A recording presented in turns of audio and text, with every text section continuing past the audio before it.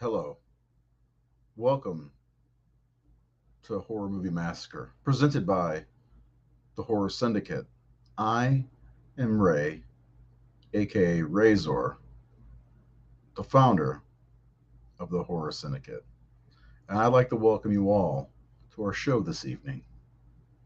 Welcome as we talk about the Texas Chainsaw Massacre Part 2, a fun movie, the follow up to the 1974 horror classic, The Texas Chainsaw Massacre.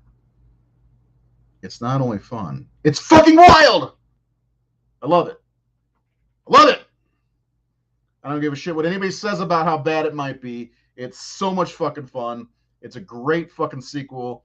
Toby Hooper made the first movie, and it is, in my opinion, a masterpiece of horror and terror. It's so real. It's so visceral. The follow up's like, how do you follow up one of the greatest horror movies of all time?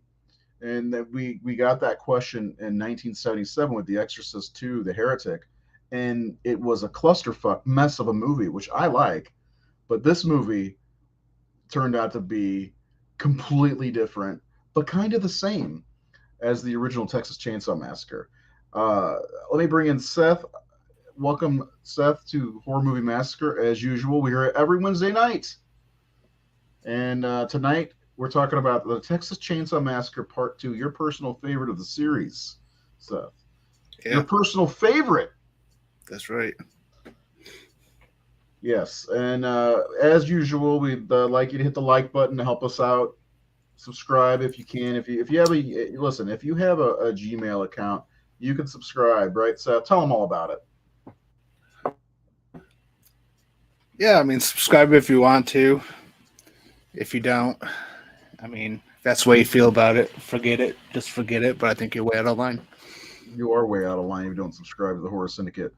But Yeah. we have a lot to talk about, some fun stuff. Of course, we've got our slash scores, which are pretty close this time, and just some fun stuff. We love this movie. We know, Sean, you don't love this movie. Do you want to tear it apart? Watch out! Sean's gonna tear the movie apart. We love you. We're just messing with you. Anyway, we'll get to your comments in a minute, Seth. So we talked about the first movie last night, and we absolutely do enjoy the first Texas Chainsaw Massacre quite a bit, right? Oh You yeah.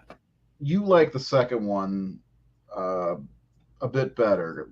Tell me why you prefer the Texas Chainsaw Massacre Part Two to the first movie. Well, I mean, I like the. I think the first movie is the better movie of the two, but part two is it's so batshit crazy and it's a lot of fun. It's we talked about it a little bit. I think Sunday night, where it's a party movie. Absolutely. You could put it on with a few friends, have some beers, and I don't know. There's just something like I didn't, I told you before that I didn't always love this one, but it really grew on me, and it grew on me a lot. Yeah. And there's like a charm to it for me, where like it's just so over the top and insane. Yeah, charm. Um, I just absolutely love it. Yeah, no, I mean it's completely different than his predecessor, Oh uh, yeah, and it seems like they weren't taking themselves too seriously from the jump. With the two guys driving around, bright lights, big titties, and all that shit. And then you've got Bill Moseley, who's out of his mind as Chop Top in this movie, in one of his best performances of ever. That's Mr. Shark, also. And then it's music is his life, but like he steals the whole movie if you think about it. You've got Dennis Hopper, who plays a great role, Caroline Williams as Stretch, and it's just there's a lot going on here. They did the Breakfast Club pose for the for the poster, which you gotta love. Just a fun cast, and they brought back Nubbins even though he was dead. What does Nubbins have? he has a fuck you, Charlie. He does. He does have a fuck you, Charlie. We'll go ahead and get into some of these comments real fast because Sean, as always, commented before the show began. He's this, so let's listen to what he has to say here. I'll present it in my voice. I'm not gonna presumed to try to do Sean's voice. This is an okay movie minus Leatherface. All the performances for what I is asked of the cost is good. I love the amusement park hideout. I do too, actually. That's a Yeah. fun hideout. I like how they have like all these lights strewn across the caverns, in this amusement park. Yeah, I think I agree with him with Leatherface also. He's not great in this. He's okay. I do love that Bubba's got a girlfriend. That said, I hate Leatherface and his crush on Caroline Williams. I'm not a fan of that either, I will admit. He's got a good point. I found it cringe and sick, and the humor does not work for me at all and does not belong in this series. Um, yeah, most of the humor, though, comes from Bill Moseley's Chop Top, right? I guess LG is kind of humorous. Poor LG. Okay, Sean continues. Chop Top is okay, but he is too loud, too over the top. For me, I wish he would shut up for 5 minutes. He does shut up when he's not on screen.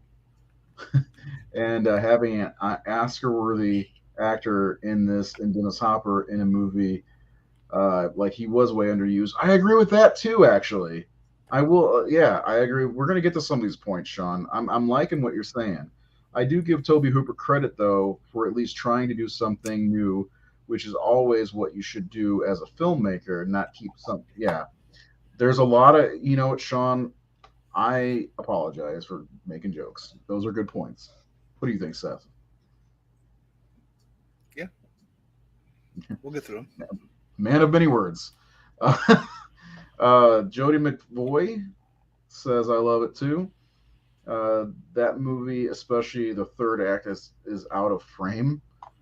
Okay, my favorite TSM, Next Generation. Okay, um, most of us call it TCM, but we'll let that slide. So many quotable lines from this movie. I mean, that's 100% true. As I've mentioned before, I had Bill Moseley sign my autograph of him as Chop Top, saying "Lick my plate, you dog dick." So I don't get to use that as much as I'd like in real world instances, but maybe one day. So let's get into the movie. Um, as you know, it picks up. I guess is it 12 or 13 years after the events of the first movie? Because the first movie does take place in '73. Yeah. Yeah, and this one takes place. I mean, you got the great. I don't know what you call it. It's not really a chase, is it? What would you call this scene? The opening, you could consider it a chase or Yeah, maybe a and ride along. I mean, it's kind of like so they're these guys are going to the Texas Oklahoma football game or whatever it is that's going on in Dallas or wherever they are. Is it Dallas or no? It's Austin. It's Austin. I don't want to offend anybody from Texas. You know what I'm saying? Like, anyway, so yeah, so they call up Stretch. They keep harassing her. Of course, they say they want to see bright lights, big titties, but who doesn't? To be fair. And then the truck shows up. And one of my questions, Seth, I wanted to pose to you: do you think they just go around stealing people's stuff? Because that's an awfully nice truck. It's very possible, or it could be one of their victims. Right, that's what I'm saying. Yeah, kill Yeah. somebody, take the truck. Um, I was watching it the other day, and my daughter goes, "Where'd they get that nice truck from?" I'm like, "That's a great question. I have no clue. I'm guessing, yeah, they would the people. I mean, if you think about it, they're making a killing.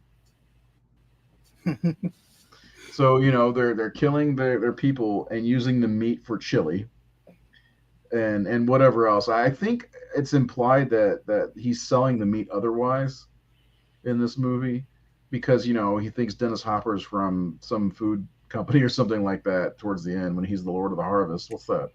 Some new age food group or something like that. And and of course he wins that chili cook off. God damn it.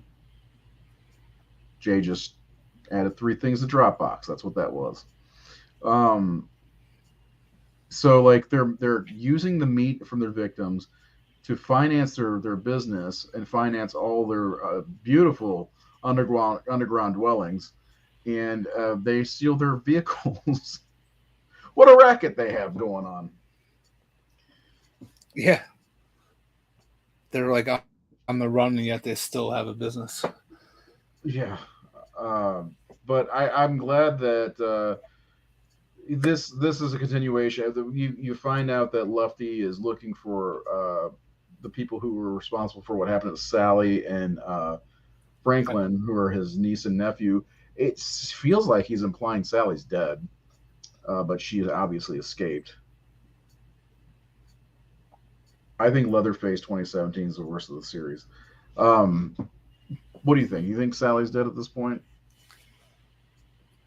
No, I don't think so. I just the way I took it was that she was very traumatized. I mean, especially with the way the first movie ended with her kind of laughing. Um, I just think maybe she's probably like in a mental home.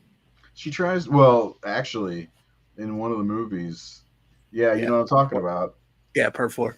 Yeah, she's on a gurney in the hospital or Yeah. something like that, right? Yeah. Yeah. That's So I was kind of like leaning into that. Yeah. right, which is way different from what they do with the 2022 movie, where of course she's Laurie Strode And she from the gets thrown Hollow. into the trash. Yeah, but she was just tossed aside like some trash. The Texas Chainsaw Massacre was the first movie I ever saw. I went to the drive-in with my dad. What's funny is where we're in. Oh, we were in a white van as well. Okay, so let's talk about some of the things you like about this one and dislike. Because you talked about how for a long time, what was it for a long time that was keeping you from liking this as much as you do now, and what changed for you? Well, because like when I first saw the original movie, I had a lot of respect for it, for what it was, and Read this comment real fast.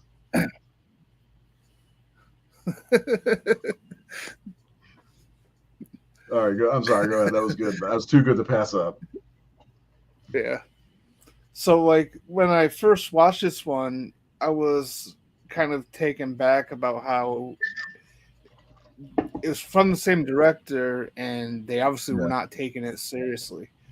It No. was just it intentionally lost all the stuff the first film had going for it, as far as like sort of like that realism, that almost documentary type feel, and sort of like the straight terror. And then, as I think Sean mentioned earlier, um, you know, all the humor of it, I wasn't a fan of. So like I was kind of baffled by this one for a long time about the direction that they went with this particular story.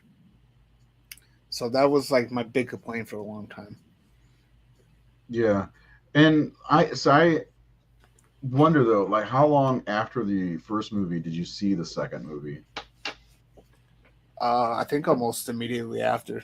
Yeah. See, because I can see being really kind of a taken back after seeing the first movie and the style, especially with it being the same director. You see even with the Friday the 13th series or even Halloween series, you can tell when another director's in charge. And this totally feels different from anything else like that Toby Hooper did in the first movie. Like there's not much that's the same, which is good. That shows that he's got a little bit of range as a director. But But and that like that's what I like about it so much now though is like I appreciate it because out of this entire series, part two is so fucking unique. mhm, It's it like one, three, four, the remake, the prequel, all them like every other Texas Chainsaw Massacre movie, kind of like almost follows formula in a way where they kind of like try to like kind of mimic the structure and things of the first the film. hitchhikers, the people Yeah, travel. Yeah, yeah, yeah, and where this one is like it's like Temple of Doom, Mm. where it's the only one in the series that's completely unique. That you don't try to do what came before. It's its own individual story while also being a continuation. So And this one also thrusts you right into the action, yeah, where the other ones are kind of slow to get started. For the most part, all of them were like that. yeah, And yeah, I like the approach that way because you don't if you've seen the first movie, and by horror standards, most people have seen the Texas Chainsaw Massacre, and I don't know. That we're gonna get to that one, by the way. I just want to throw that back up there. The Hitcher is fucking great, and Seth has a new best friend. Uh, that's right. the It's awesome. Hitcher needs a proper Blu-ray release, Well, it's getting one, but what? but I think it's one of those Region B ones, so you have to. Those bullshits. But anyway, yeah. So like, I believe I saw this shortly after VHS. Oh, sorry, when I was a kid, and I mean, it was just batshit crazy, and I knew it. And I was like 7 years old, and I just had a blast with it. Like I didn't know any better. I liked it for a long time, and see, it was the reverse for me, as I liked it more so than the Texas Chainsaw Massacre because of how crazy it was. And Chop Top as a character was so flamboyant and insane. I mean, he was just he's Sean was right. He won't shut the fuck up, but that's part of his character. And I wonder if it's some kind of nom thing because he was always non flashback, And I was one of the things I liked about it. Oh, you Leatherface, you messed up my Sonny Bono. It's just like he was kind of the voice of the family because and the best part about the three main characters from the Sawyer family, they're all personalities are all different.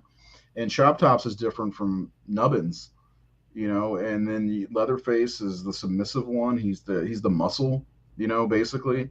And then of course the cook is the kind of pacifist leader-ish, but Chop Top always makes fun of him like hardcore in the movie, which I like. Um, so what are some of the things that really like nowadays that you just watch it and you're like, man, I love this movie. Um, well, especially Caroline Williams, um, and and LG as well. I always give this Why movie do you my like own her? sub. Uh, Yeah, LG is actually underrated as a character in my opinion. yeah, like anytime I talk about this movie, I always give it the subtitle "Poor fucking LG" Poor fucking because LG. Yeah, he gets it bad in this. I mean, he's alive throughout most of it, but he's got some horrible shit happening to him while he's dude, still alive. he's a soldier, man. I mean, how many times do you think Chop Top smashed him in the face with that hammer? Yeah, you yeah, know? yeah. Um, and I really really love like I That's can't say third act. I really like the second half. Everything underground because I really love that set. Oh, I it's think so it's cool. Well, even yeah, even above ground, it's like when she's getting chased by Chop Top up the climax of the movie, and yeah, that they have yeah, that whole shrine to the grandmother. That whole yeah, everything that like if you I was looking at it like paying closer attention, they have this like I don't know what you call it, like what are those things you hang over the baby's beds that have the what I'm talking about? Like all the things hanging and yeah, spinning. yeah, They have one of those, but it's a human skull with the hands to make it look like the head has wings.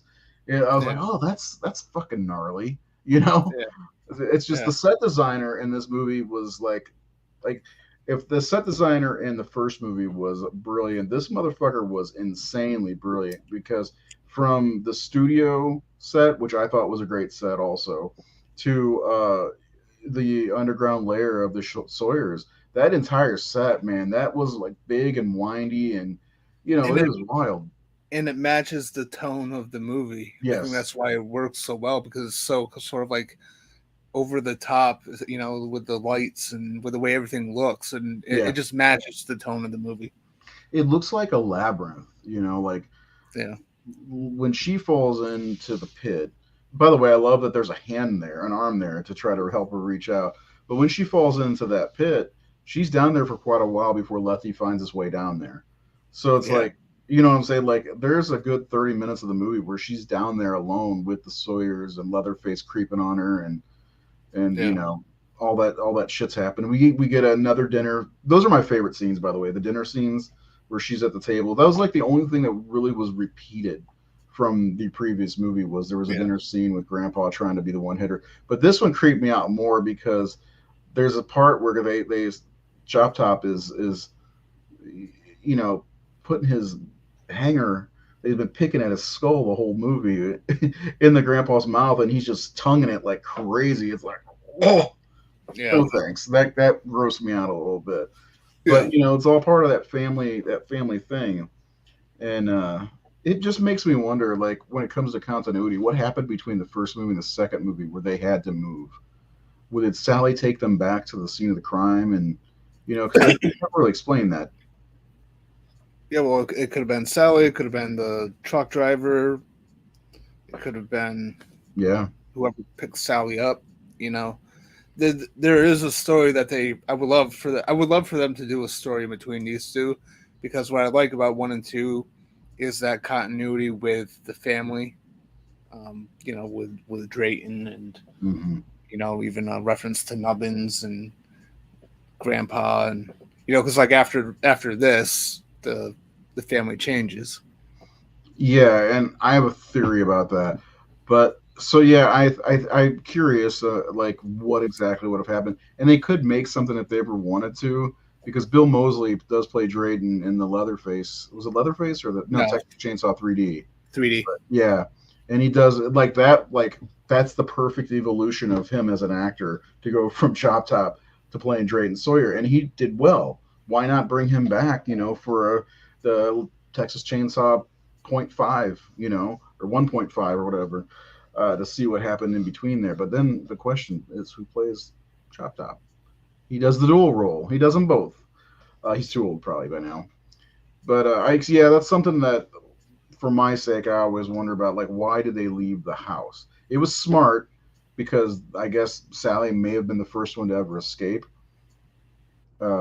I'm just assuming, and because the one thing that the prequel does that I liked that they didn't do in the original movie was the footage at the beginning of the movie is cops investigating the house, so we know why they wouldn't be there. In the first one, we didn't get that, but as much as iconic as the houses, the bone room, the hooks, all I think I like the set for part two a lot better because there's so much going on.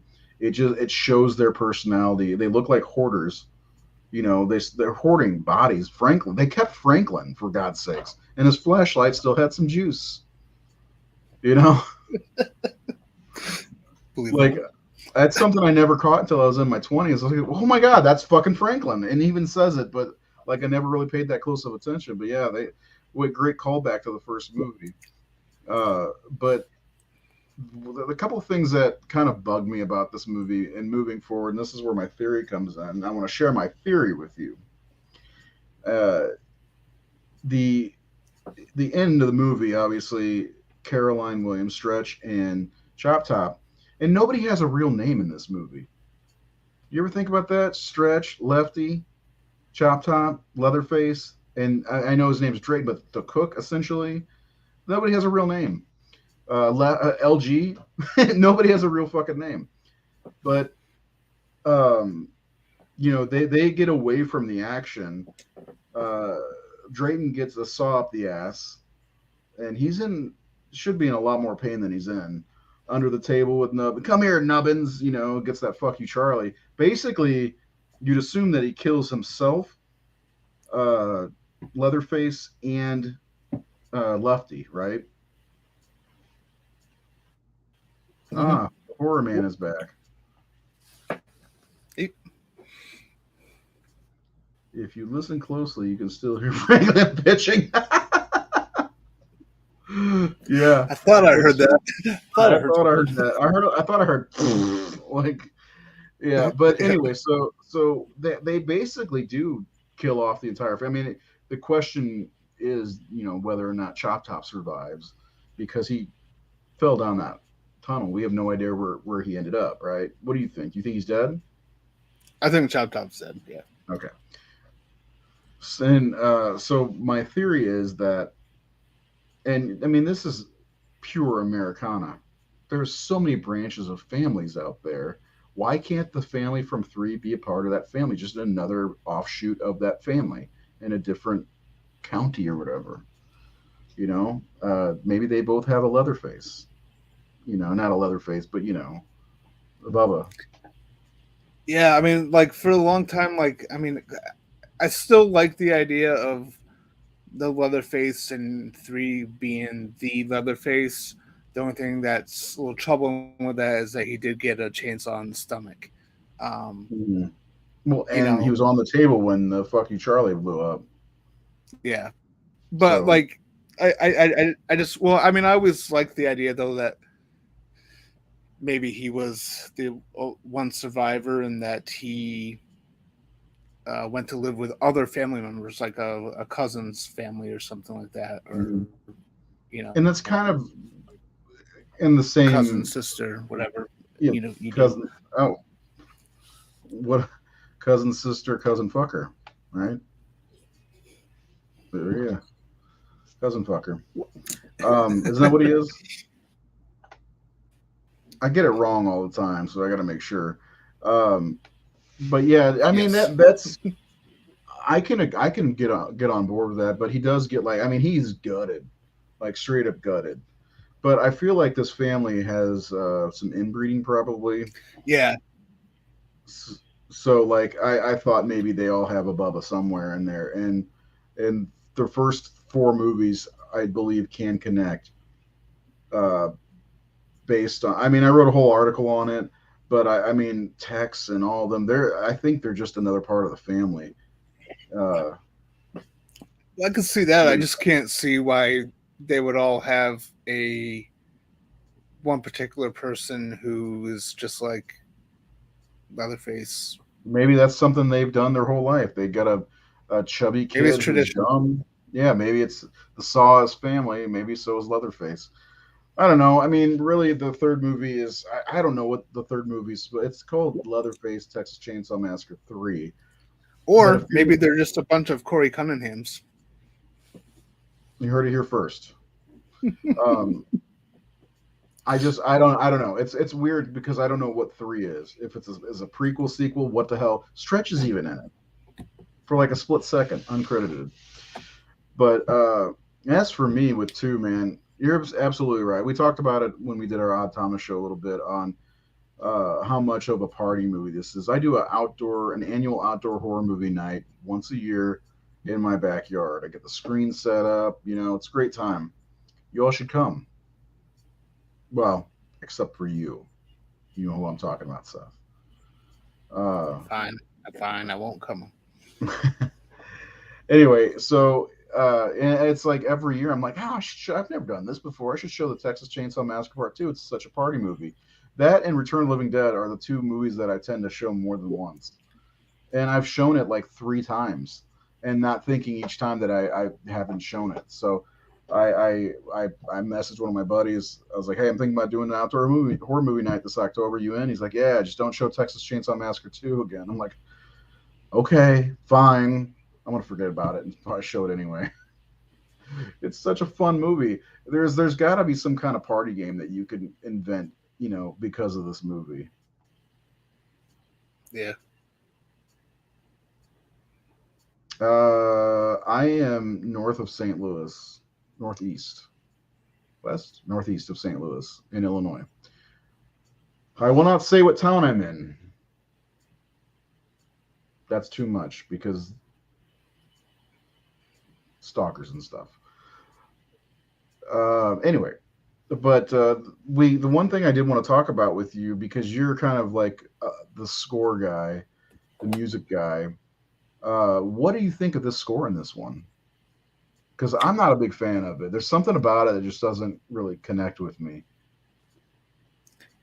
Yeah, it doesn't really connect with me either. I think it, for the most part, it does kind of fit the tone of the movie. It reminds me of a long summer day. You know, like, or that's what it reminds me of. So it works, but Yeah, and I think it's also a product of its time.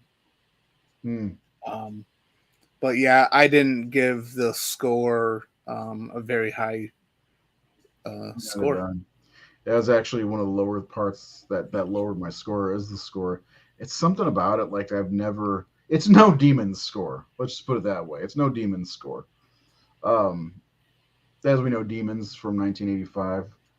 Such a fantastic movie that we've done two shows, I think, on now. We'll probably do another one at some point. We got to, but it does have a fabulous score and a soundtrack. Matter of fact, before we were, while I was doing the rest of my prep work for the show, I had those humming the theme to Demons in my head while I was doing it. So good We stuff. didn't do when we did those shows. We didn't do them with our slash score, right? No, that's why we have to do them again, because eventually we're going to come up with this top 100 list that we're going to take a 5-hour video and do, and you're all going to be here and love it. Probably have no viewers for most of the video, but I'm not sure where Monmouth, Illinois is. Well, it's not strange for us to do something like that. How long was the top 33 of the Demons Does Rock? Uh, it's like 3 hours. That was 3.5 hours, I think.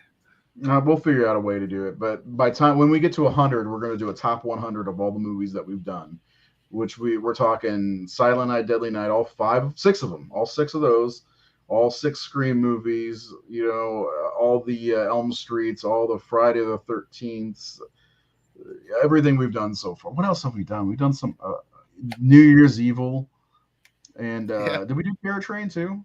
Yes, we did. We did Terror Train. I thought so. So New Year's Evil and Terror Train would be on there. I'd have to dig through and find the scores though for those because I don't remember what they are. That was a fun episode though. Anyway, let's the Quad Cities. That's about 3 hours from me. Yes, I just drove through there the other day. Actually, well, not the other day, last month. So Seth, favorite character? I'm gonna go with LG. Nice. That poor fucking bastard. I'm gonna go with I mean the easy answer here is Chop Top, right? I'm going with Stretch.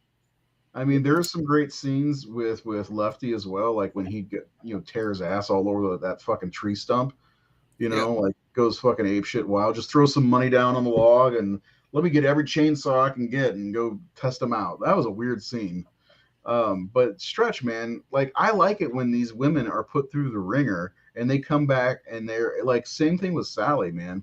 Sally doesn't quite fight back the way Stretch does, but I love it when they come back and like Stretch, like Chop Top's up there cutting his own throat, laughing at her, and then she takes the chainsaw. He freaks out because she's defiling the shrine to the grandmother. And then at the end, she does a maniacal chainsaw dance. You gotta love it. I love Stretch. Caroline Williams is very near the top of my list of horror actresses I'd like to meet. I wouldn't call her a scream queen though. I mean, she screams really well, but like I don't know if I call her a scream queen. She's more than that to me. Or final girl or whatever you want to call her. So Chop Top, yeah. Everybody answer. You got to answer. If I ask a question, you have to answer too, right, Seth? That's right. LG. I like somebody mentioned that even without a face, he still was able to hock a loogie. Yes. That one has like his. I think did he even do that when he was getting beaten by Chop Top? I think he did. I think he hocked a loogie when he was getting beaten by Chop Top. I think that was like his running gag. But if you had to pick a Sawyer, which one you taking? Nubbins. No, I would go with Drayton. I would go Nubbins as well. Nubbins is the unsung hero in this movie. You know, if you think about it, Nubbins is responsible for killing Leatherface and Drayton and Lefty. Yeah. In a way, you gotta love that Nubbins. Let's see, the chick with the big tits. That's the grandma. The shrine. She looked like she had some massive jugs. Um, anyway, so let's go ahead and get on to our. First of all, this is one of my favorite pictures, by the way. It looks like he's literally posing in front of the statue, like I won. Like, I don't know why, but that's one of my favorite images I've ever found for this movie. I did this whole you know like timeline breakdown on the horrorsyndicate.com, which check it out if you can. I'll post it on the Horror Syndicate's Facebook. Um, and then I did a what's next, but for the breakdown, I think I used that picture because the timeline breakdown because it's chef's kiss. So Seth, you came in at a score of 80%, and there it is again. I gave you the best picture, maybe. My goofiest picture. I like it. I mean, between you and Leatherface, I mean, could have been switched at birth. No, just joking. What do you think? Or how'd you come across an 80%? Well, dickhead. To be fair, we have no idea what he looks like under the mask. Good cover. Yeah, I rated this. Actually, I rated this very highly. I spilled water all over my lap, by the way, because you fucking called me a dickhead. Go ahead. Yeah, I heard you. You spit, don't swallow.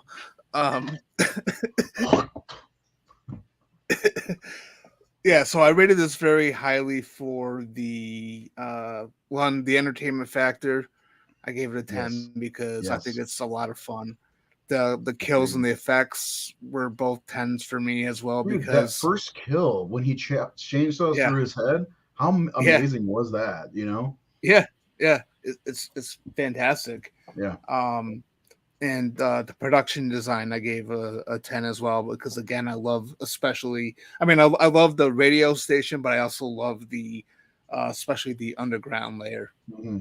Let me ask you a Um, question on that note. yeah. Between this set, the underground layer, and the church set, the cathedral set in Elm Street 4, which one do you like better?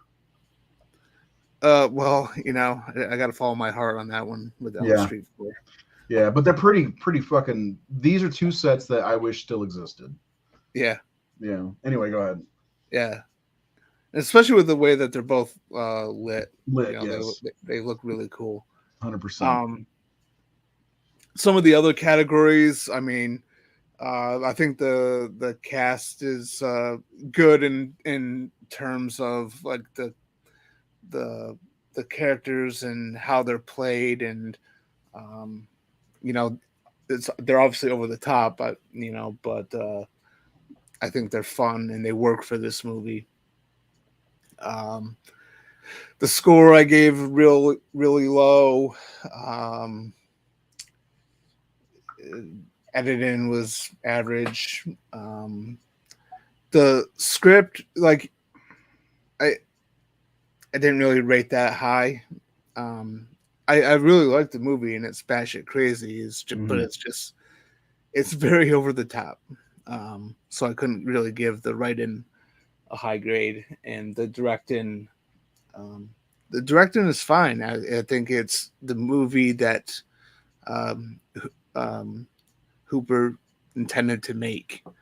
So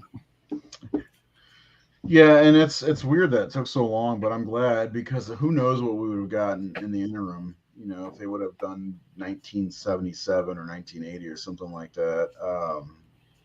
Yeah, under Elm Street. Yeah, that cathedral church set is fucking amazing. The camera angles too, like when she walks through the door, fuck, so cool. Or when he walks through the door. Yeah, so 80%. I was kind of surprised to be honest because I don't remember what you gave the first movie, but I thought it would be higher than the first movie because I do think this is lower than the first movie, but technically, I guess in many ways the first movie is superior. even though this is your favorite. I like that you can separate the two. You're very good at this. You're very good at this. Yeah. For me, I give it an 83%. There's, I was going to put my picture a little bit over to the left, but I decided not to. Uh, this picture got reported on Facebook early on with the Horror Syndicate. I just wanted to make sure to tell everybody that this picture and the picture of Trash sitting next to Spider and Return of the Living Dead when she's like, "Do you ever fantasize about dying?" You Yeah. know that it's kind of like a similar shot. Both got reported, and I just simply told Facebook these are images from an iconic horror film, and they let it go. Anyway, yeah, my biggest issue with this movie is the music. I like how small of a cast it is because in plus it only takes place within a day or two, so you really get to know these characters. And where I agree with Sean, where Lefty doesn't get enough time, but the time that he does get, he looks like a fucking lunatic. Like like the scene with the stump. You're like, what's he doing? That's not the proper way to use a chainsaw. I mean, at all. Like a sword. Come on. But I do like his character overall. I just wish there was a little bit more time with him. But we talked about it last week, man. This movie is not a movie of three parts, like most movies, like traditional movies. Beginning, middle, and an end. This has got a beginning and an ending. Yeah. You get everything outside the tunnel and everything else inside the tunnel, which I this actually works for this movie, in my opinion. Yeah.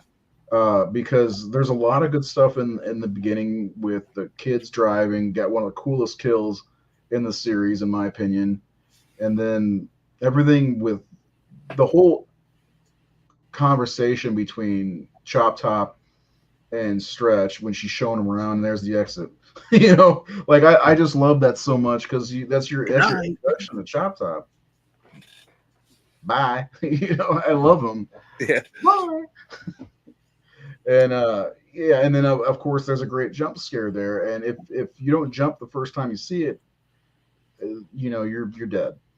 But I think 83% is a decent score for this one. Overall, between the two of us, it comes out to 82%. There he is, the hero himself. But you got to admit, this was really cool because it's like he's almost wearing Nubbins as a suit. Yeah. Which is something I really like because this is indicative of Leatherface's character in general. You know. Yeah. And it's a cool moment too. Oh yeah, that whole chase scene on that bridge is really cool, and I recommend if you have not seen it, I believe it's on the Blu-ray. Horror's Hallowed Grounds with Sean Clark. He goes back to the filming locations of all of the places that he could find. He could even find where they filmed the exterior, the above ground of the amusement park, which again is one of the coolest locations and sets and ideas they had for any of the movies in the series, in my opinion. So different. That's one of the things that makes this movie stand out is how different it is to all of the rest of the movies. Yeah. Yeah. And for you fine folks on Facebook, you gave it an 81% community score. So Wow. I mean, yeah, right. All the scores are very close. We got Very, very close. basically you have the 80, community Yeah. has 81, our combined score is 82, and I have 83. So it's Yeah. it's right there. I mean, fair scores all around. What do you think? Absolutely. Can we talk about this chainsaw sword fight for a minute? Go for it. What drugs was Toby Hooper on making this movie? Probably the best kinds you could get. Probably, because like this chainsaws are heavy. First of all, Yes. Lefty goes in wielding. He's got two on his hips, like fucking six shooters, and he's got the big one here for the close combat sword fighting, and then Leatherface is just kind of going with emotions like he's done this before.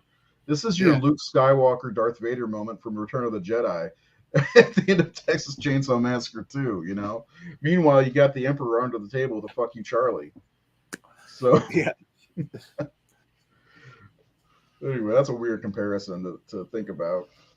Um, Overall, man, I love this movie. It's so much fun. It may not be the best. It does have its problems. And we get a quick cameo of Toby Hooper, looking goofy as fuck, but like it's such a fun movie, and it is exactly a party movie. I mean, I've shown it at parties multiple times. It's not as like you can't do that with the first one. No, I did it like a few years back. I don't know if Josh is still watching, but like he can attest to it. Like I had him Who? and Josh. He commented earlier. He's a buddy of mine. He watches our show sometimes. But I had him and another guy over, like, and we hung out. We watched beer. I mean, we watched beer. What a fun day! It was a fun day. We drank beer and watched. We did like Jason Lives, Dream Master, and TCM2 back to back to back. All the best sequels. Yes. What a great fucking day! Watching Watching beer, watching movies. I'm not gonna live that one down, am I? No, I'll probably forget about it right away. But like, I mean, that sounds like fun, man. Those are three, and think about very close in years. Also, I mean, Jason Lives, Texas Chainsaw 2, both 86, and Dream Masters 88. No Elm Street 86, but still, you got to admit, man, those years between 86 to 88 are some of the best years for horror sequels. There's a lot of good ones in there, and not even just sequels in general. 87 we get Hellraiser, 88 we get Hellraiser 2, which we will cover on this show at the beginning of 2024, as long as we're still alive at that point. But anyway, so is there anything else you want to discuss on the Texas Chainsaw Massacre 2? Anything you missed? We covered the great kill scene at the beginning. We covered Lefty and Stretch. Their relationship was really great. I liked how he kept calling her sister. I like he seemed like he barely knew her, but he was there for her. I used your girl, like even though he used her to lure them out. I still like their little relationship that built very fast over a short period of time. But yeah, I mean it's a quick movie in many ways. Yeah. So there's not a ton to talk about. You do gotta admit though, you want to try that chili, don't you? Makes you think hard shell peppercorns.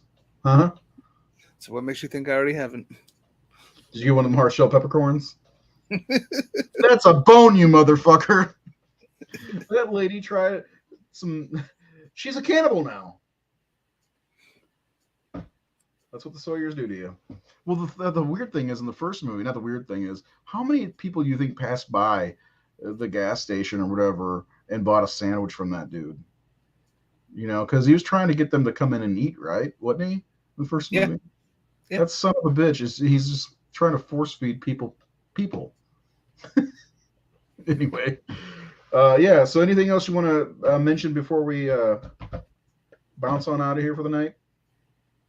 No, I don't think so. I think we covered everything. I mean, it's not really a movie with a lot of substance. It's just a fun movie. No, it's a fun movie. Some favorite parts. What is your favorite part? I don't think I asked that. Oof, that's a tough one. Honestly, I love. It's really goofy and it can be obnoxious, but the whole Bubba's got a girlfriend thing because got a girlfriend.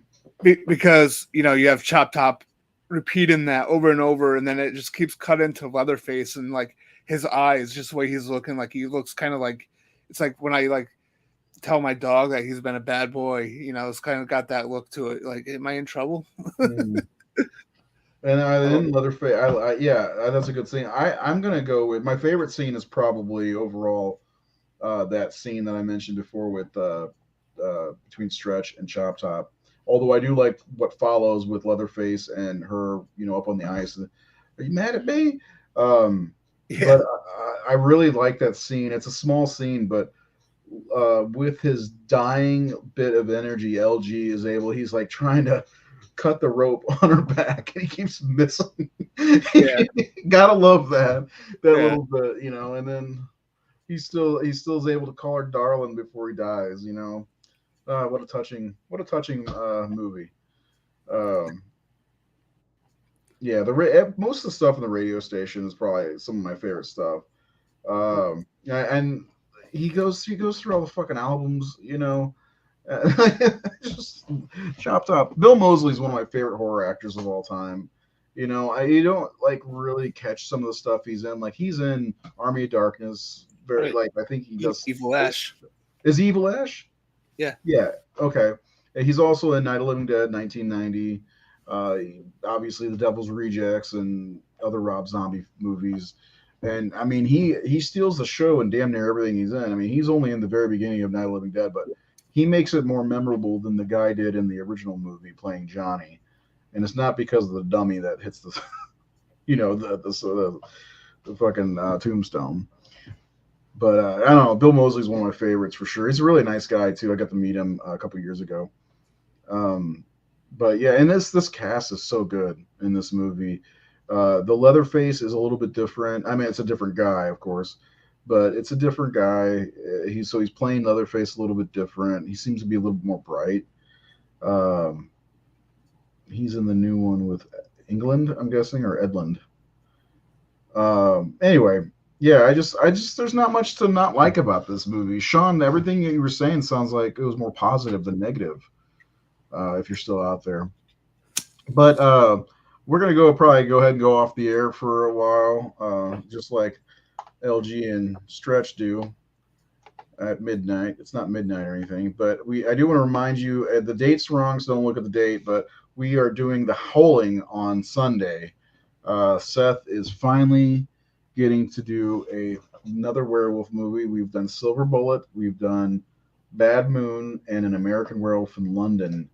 So at some point we're gonna have to do one of the top five best werewolf movies. And I'm only saying that to respect the people who like Dog Soldiers as the second best. You're crazy because The Howling is a landmark werewolf horror film. Am I wrong in saying that, Seth? I know the Howland's my number two. Right. Think about how great this movie is. I mean, it's very different. First of all, you got the wolf man versus the werewolf from the wolf and American Werewolf in London. Both came out in the same year, both very different movies. And The Howling has, with respects, I will say it's got the second best transformation of all time.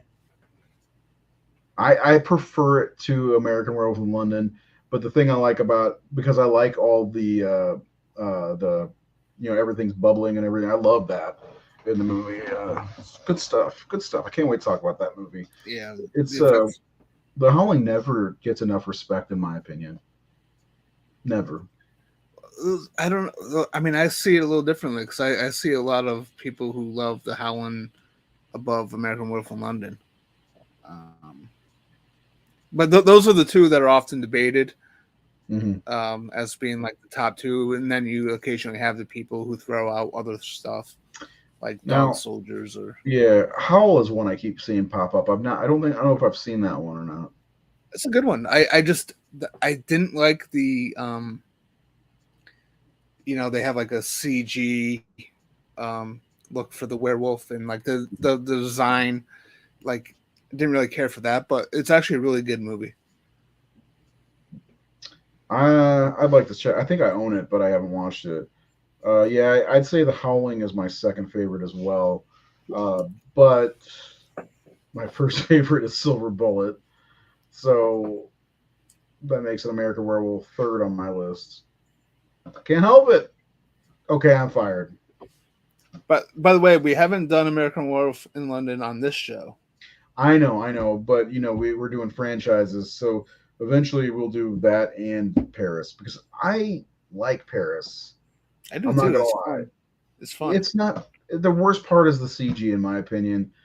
The I like the for the most part I like the cast. I like the idea, the story behind it, the guy in the basement, all that stuff. There's a lot of fun to that movie. It's so much different than American Werewolf in London, and that's a good thing. Yeah, like if you compare it to in London, obviously it's clearly inferior. But I mean, since it's not really connected besides title, like Yeah. similarity, it's not really officially a sequel. I think it was originally intended to be. Um, Julie Delpy's mom was originally supposed to be Alex Price, apparently. Oh, Um, okay. but they, I can't remember the reason, but they just didn't go that direction with it. So What? it's really technically not a sequel. So it kind of stands alone on its own. And if you watch it at a distance from London, and just appreciate it, it's just a goofy movie. They amped up the humor way more because like I Yeah. always had I've always kind of had a problem with the first one being labeled a horror comedy because it's really a horror movie with it does have some comedy in it, but the horror is really horrifying in it. And the Mhm. comedy just comes from the sort of almost like the situations and the characters and the personalities, you know. But Yeah. I never looked at it as a comedy at all, honestly. There's some funny things that happen in it, and Jack's character alone brings yeah. some laughs. But Oh I yeah. mean, like this is a, with werewolves, in my opinion, especially in his situation, it's a curse and it's fucking painful. I mean, he's burning that whole transformation scene, and we'll definitely get into this. We'll do that for this holiday season. Is we'll do American Werewolf from London because I know you can't stop talking about it. Uh, but like the the transformation scene, he cannot cool down. He is burning up. That's got to be painful. You know how it feels to be hot.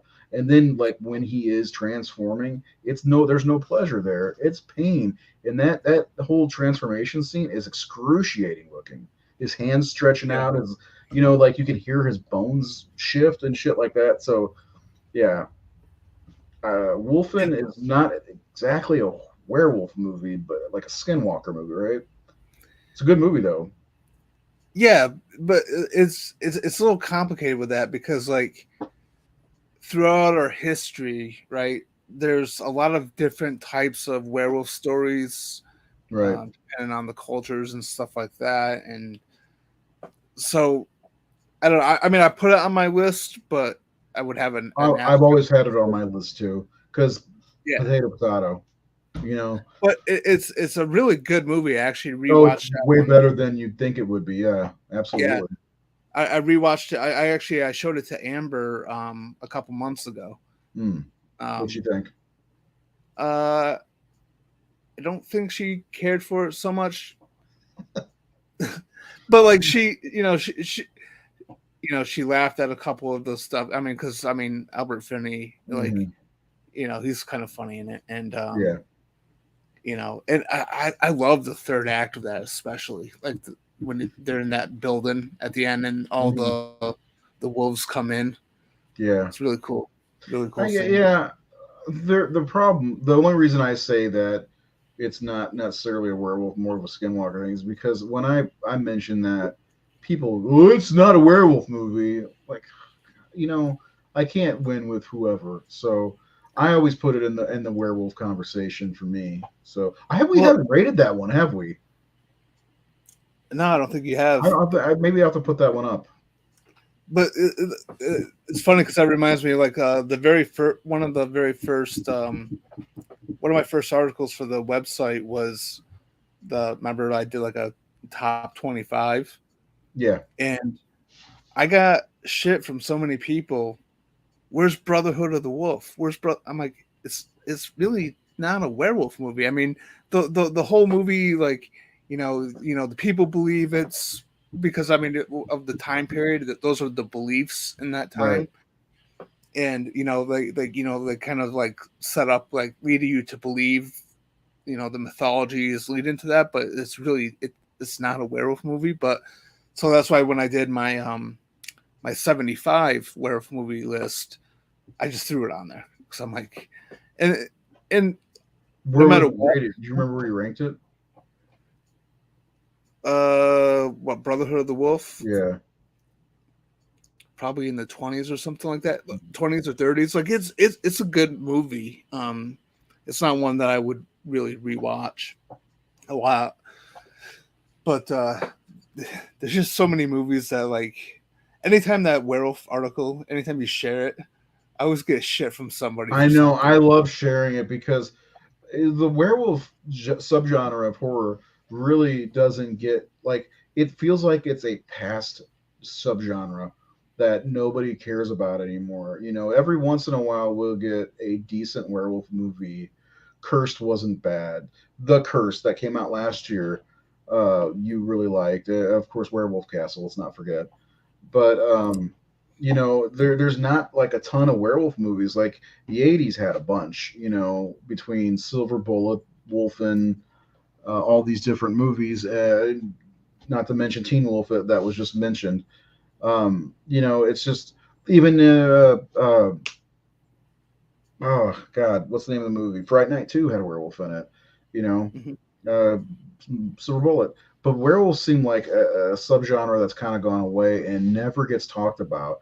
And then you've got eight Howling movies that people have only probably seen the first two, maybe three. A lot of people remember the sixth movie, Freaks, but you know they just don't get as much love or praise anymore. And when we did the ratings for the Wolf or the Howling movies, it was so unbalanced because I don't think people even know what the hell they're talking when they see these movies. Because part five, as we've mentioned time and again, is good. It's really good, especially compared to Yeah. four. And for some reason, Yeah. four gets better ranks, and four is a mess of a movie, in my opinion. It's kind of garbage. You know, it's not as bad as Marsupials, but you know, people love Four Marsupials. is like, yeah. Well, the thing with four is it has one really great special effect towards the end, Hmm. and it's closer to the book, and that's Right. where I respect it. But five, I think, is a lot of fun. I love Five is the kind of mystery original, that. though, right? What's that? It's completely original, isn't it? Yeah. Yeah. I mean, basically, out of the eight movies, only two are based on the books, and of those Right. two, they're only based on the first book.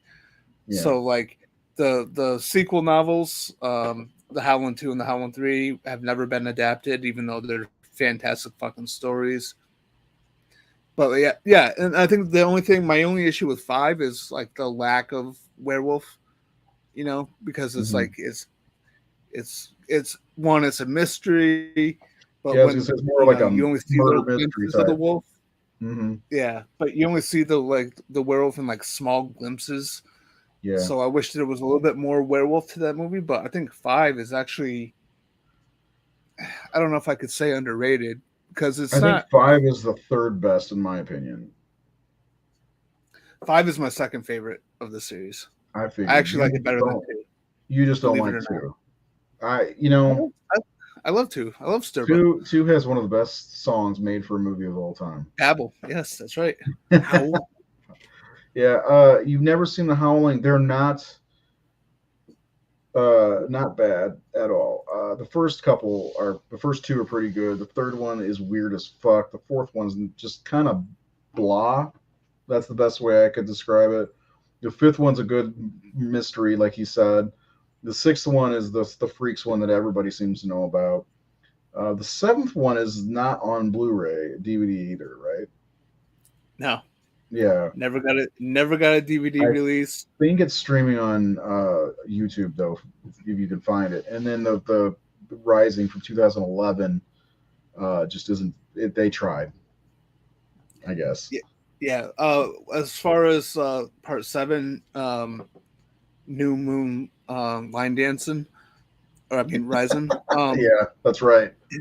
That is available to watch on Tubi, and Oh, I think on either Prime or Shutter, one there of you go. those two. You could add But you could you're add gonna need eight a movies. lot of alcohol, A lot. a lot. Yeah. Yeah, just check them out. They're not bad. I mean, get those rookie werewolf movie numbers up. I've only seen maybe if you count the Universal cycle werewolf movies, including She Wolf of London, and Technically not a werewolf movie. no, not at all. Like I was waiting through that whole movie for something to happen. It's just not a movie that happens. Well, I mean, cause like, but I still count it because the character has lycanthropy. The actual Right. So it counts in that aspect. But the Werewolf of London, or what is it? What is it called? No, Yeah, Werewolf why of can't? London. Is it called Werewolf of London? Yeah, The one where he puts the scarf on? yeah. Okay, for some reason yeah, that movie's okay. That predates the Wolfman. Maybe we'll do, you know what we should do? I think you'd have a lot of fun with this. The history of the werewolf, just a whole show where we just go through on Horror Movie Massacre and just go through the history of the werewolf movie. It I really got a kind lot of, of information already. I know you do, but it kind of already starts with that movie, right? Werewolf of London, or does it go back further? Well, for Universal, I think there's actually one that came out in like the 20s. I don't know if it's even available to watch, but there was something like in the 20s that um, kind of predates it. But I mean, we could talk about the history of werewolves in general Mm-hmm. um, throughout humankind. The different types of werewolves there are. You got the bipedal, the quadrupedal, the hybrids, skinwalkers. There's a lot of different factors to werewolves.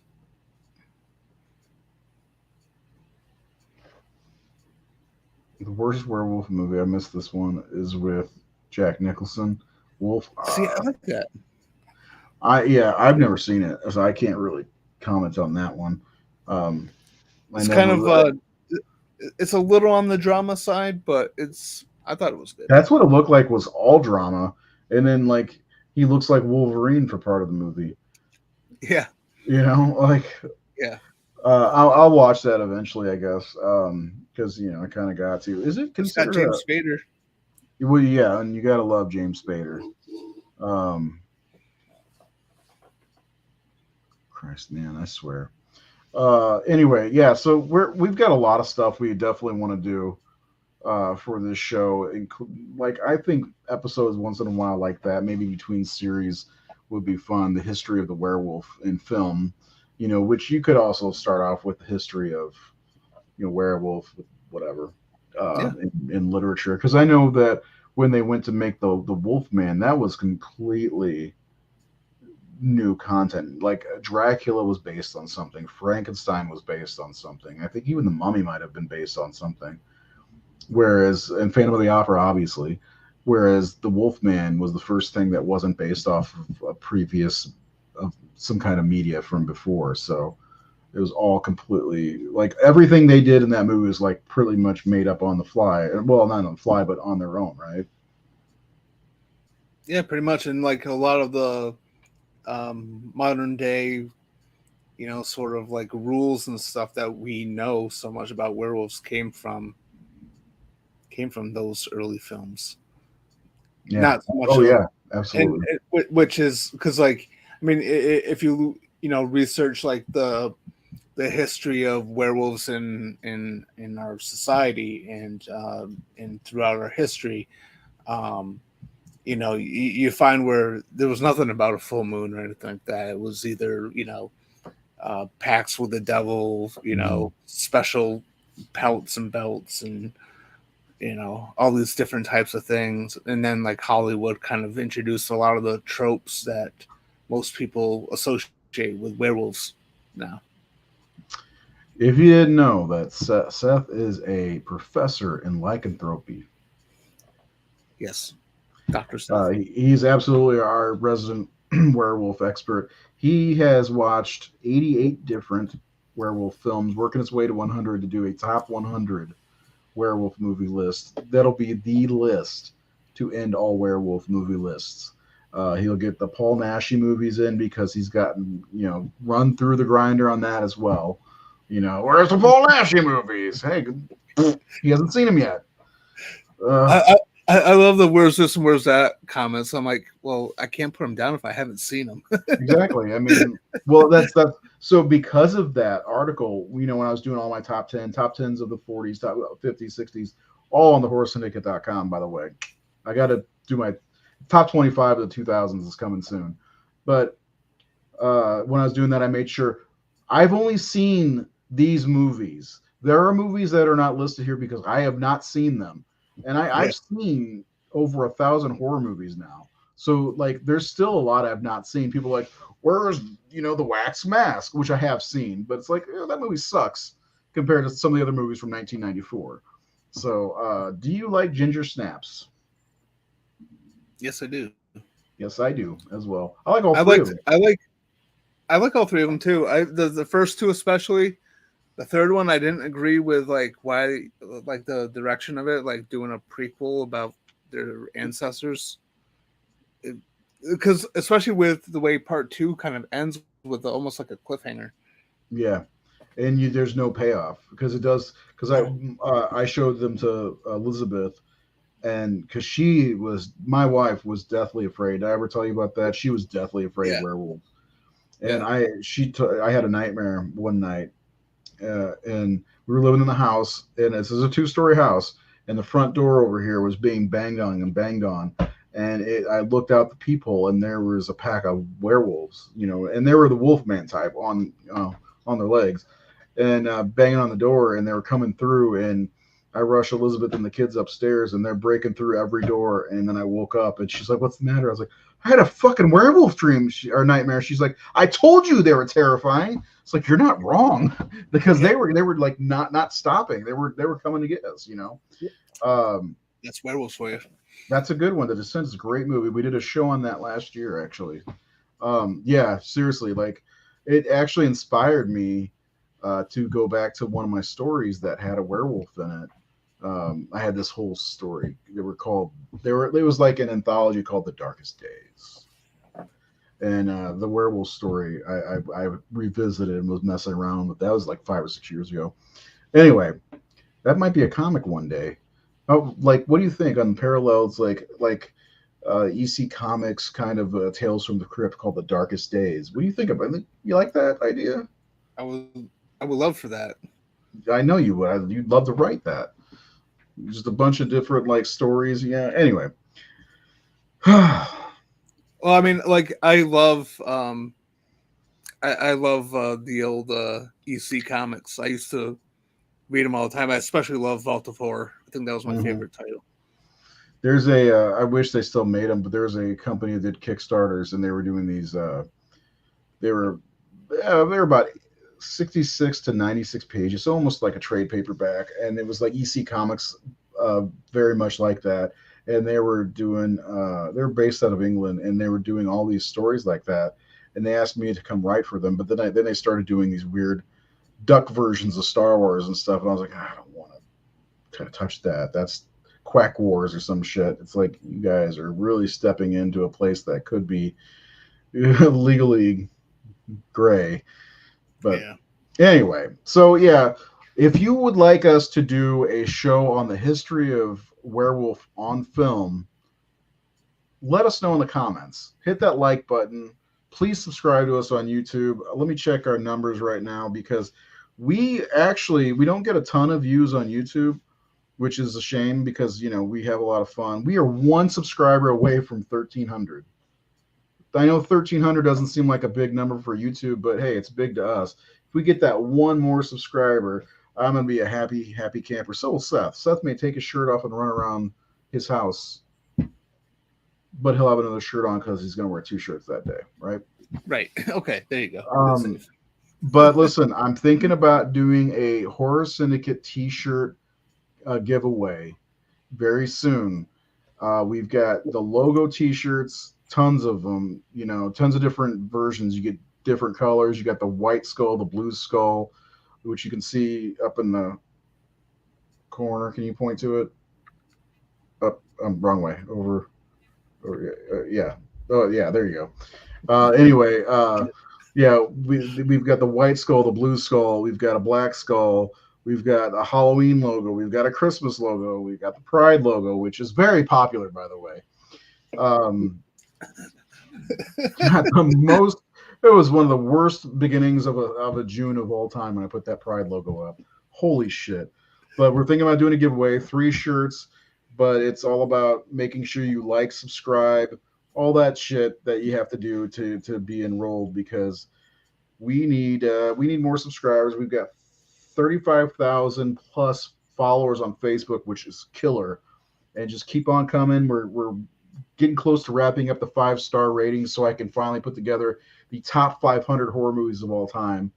That's going to be a fucking task and a half. And then Seth eventually will get through his 100 werewolf movies, top 25 of 2000. My personal top 25 of the movies I've seen, again, because I have not seen them all. And don't expect Rec 3 and 4 because I've only seen the first one. I still say you should watch Rec 3. I probably will eventually.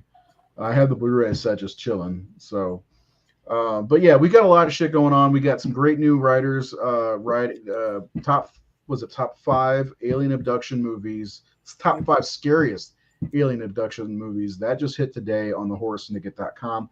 And Ron, the anonymous Ford, he did his what I forgot what he's calling it already. Deep cuts, and it's a Lamberto Bava, I think. I can't remember. I just read it today. I've had a long day. No breaks at work for me today. But anyway, just check out the horrorsyndicate.com. There's tons of shit. There's stuff for everybody on there, for sure. Written by me, written by Seth. It's a great place to be. And please subscribe if you have not subscribed. If you have a Gmail, you can subscribe to the Horror Syndicate on YouTube, right? You have a Gmail, right? Yeah. I have a Gmail. Are you subscribed? No. You son of a bitch. We could be at 1,300 right now if not for you. I don't like the content. No. You just don't want to take your shirt off and run around. Oh, that wouldn't happen anyway. Maybe you might find something new. You know what Metallica said? Nose to the wind. Shape shift. That's got to be your favorite song of all time. Nope. No, of Wolf and Man. That's a good song. Or not. Anyway, Seth, anything else before we go? Because we got way off topic yet again. No, I'm good. Are you good? I'm good. Subscribe, please. Peter yeah, Cushing, please. What? I said, oh yeah, do that too. Yeah, Peter Cushing. 83% from me, 80% from Seth, 82 overall, and you guys gave it an 81. I appreciate that. I appreciate everyone who likes and follows the Horror Syndicate. It means a lot to me, honestly. Built this with my own bare hands.